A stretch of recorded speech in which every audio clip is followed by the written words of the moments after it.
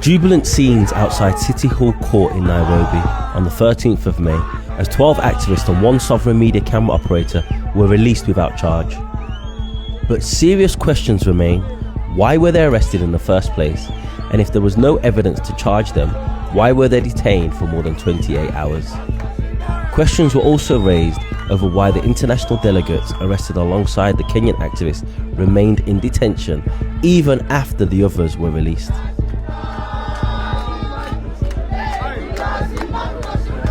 In court, legal representatives asked why a camera operator who was not participating in the march and was there solely to film for a media organisation was detained despite wearing a press jacket and carrying a press ID card.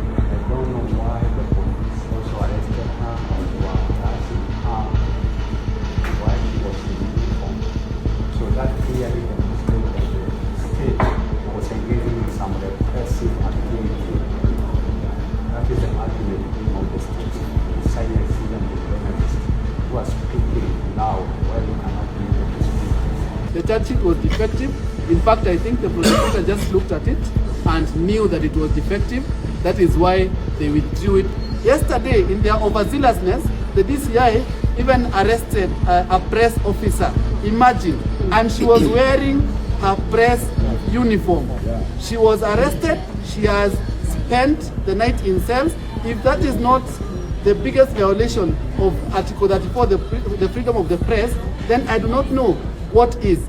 So when I was arrested, I was along Moi Avenue where the protest was going on. Before I got arrested, you were arrested, and I had to look for help because I didn't know if they're gonna take you away. So I called one of the members in the office, and as I was finished talking to him, that's when I got arrested. I showed my badge, I had my jacket on, but the officer didn't want to see it. So he told me just enter into the van. They took us around town for a while. Then later on they took us to Central Police Station where they detained us for 5 hours. We are not being told what we are being charged of. We had a lawyer inside. She asked why we were detained. No answers. We will say like we should ask the police who had arrested us. So after staying at the police station for 5 hours and more, they took us upstairs, took our details, took our fingerprints, and from there we were divided. We were 11 of us. People were taken to different police stations, so I was taken to Ruaraka. That was around 11 p.m. We were taken in, put in our cells. It was just a ladies' cell, so it was just a mattress, plus there were mice. They didn't offer food from the time they arrested us, and till the time we were taken to Ruaraka police station.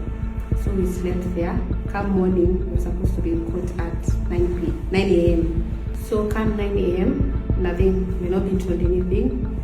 We waited until 10:30. That is when the officers came in. So we were taken back to Central Police Station where we were put into cells that they were so dirty that people had urinated at a corner. So it was all smelly, plus it had a mattress, but it was all torn and something, and we were a couple of ladies in there, stayed there for a while. No response, no one is telling us if we are going to court or not. So when we had stayed there past 24 hours, the people who were inside started chanting and demanding that they should be taken to court. Because of the chant, I guess the police felt so uneasy, so that's when we were told we are being taken to court, and we were taken to City Court instead of Milimani Court. So that's where we went, and our case was declared that we cannot be charged. Could you show the back of your vest? So you had this jacket on.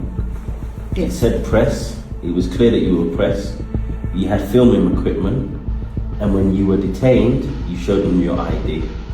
They knew I was press because once I entered into the Land Rover, one of the officers, who is a lady, took my badge and checked that I was a media personnel. So I had my headphones with me at hand. So they kept asking me, are you a media personnel? And I kept telling them yes. So one of them asked me, why are you here with us? And I told them, I also don't know why I'm here. My presence there was just a camera person. I was filming what was going on. I'm not an activist. I'm not in any of the community. I was just a media personnel there.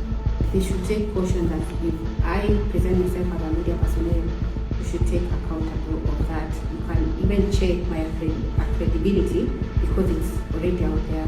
Sovereign Media's camera operator has effectively been told by Kenyan authorities to forget about the case, with no acknowledgement of wrongdoing. However, we have decided to seek legal counsel and explore legal action regarding what we view as an illegal and unwarranted arrest and a serious attack on press freedom.